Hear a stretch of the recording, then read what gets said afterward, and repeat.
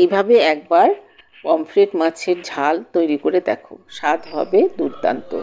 প্রথমেই পমফ্রেট মাছ খুব ভালো করে ধুয়ে পরিষ্কার করে সামান্য নুন আর হলুদ মাখিয়ে নিচ্ছি। প্রত্যেকটা মাছের গায়ে সমানভাবে নুন হলুদ মাখিয়ে নিতে হবে, তাহলে মাছটা খেতে ভালো হবে। একটু সময় নিয়ে প্রত্যেকটা মাছের গায়ে নুন হলুদ খুব ভালো করে লাগাতে হবে, তাহলে সম্পূর্ণ মাছের গায়ে নুনটা ঢুকে যাবে। এরপর রান্নার পর এটা খেতে বেশ ভালো হবে। মাছটাকে রেখে দিয়ে একটা মিক্সিং জারের মধ্যে প্রথমেই নিয়ে নিচ্ছি 2 চামচ হলদে সর্ষে, এরপর দিয়ে দিচ্ছি 2 চামচ কালো সর্ষে, এরপর এতে দিয়ে দেব 2 চামচ পোস্ত। সর্ষে পোস্ত মিশিয়ে যে কোনো সর্ষে পোস্তর প্রিপারেশন করলে খেতে খুব ভালো হয়। এরপর এতে দিয়ে দিচ্ছি 1 চামচ পরিমাণ লবণ। যে কোনো সর্ষে পোস্তর মিশ্রণে বাটার সময় লবণ আর লঙ্কা দিলে তেতো ভাবটা হয় না। এর মধ্যে আমি 2 চামচ তেল দিয়ে দিচ্ছি। তেলটা দিলে একটা সফট পেস্ট তৈরি হবে।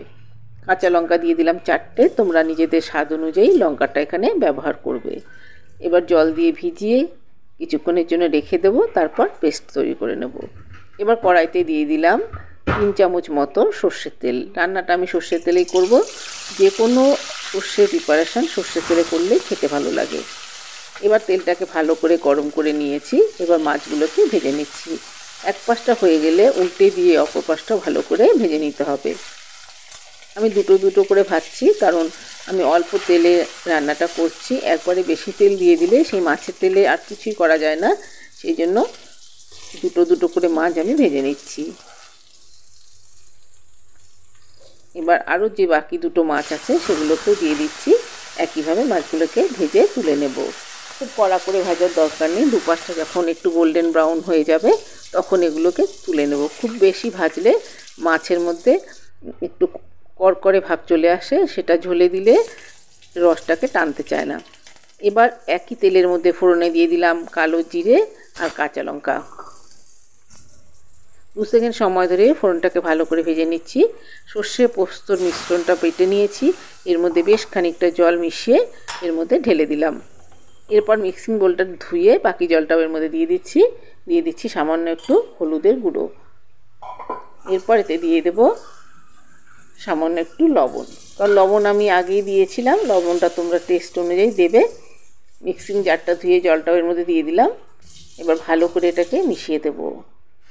খুব বেশি হলুদ দেওয়ার দরকার নেই, তাহলে বেশি হলুদের ভাব এসে যাবে।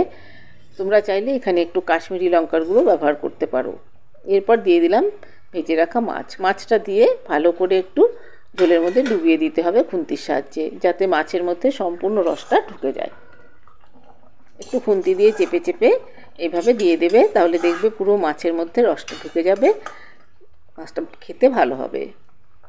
এবার বেশ কিছুক্ষণ সময় ধরে মিডিয়াম টু হাই ফ্লেমে মাছটাকে আমি ফুটতে দিচ্ছি। খুব ভালো করে ফুটে উঠবে। এই অবস্থায় তোমরা একটু ঢাকা চাপাও দিতে পারো, কিন্তু পমফ্রেট মাছ যেহেতু খুব নরম জাতীয় মাছ, এখানে ঢাকা দিলে বেশি নরম হয়ে যেতে পারে, সেই জন্য আমি আর ঢাকা চাপা দিলাম না। এবার খুব ভালো করে ফুটে উঠেছে। সব শেষে নামাবার আগে সামান্য একটু সর্ষের তেল দিয়ে দিয়েছি।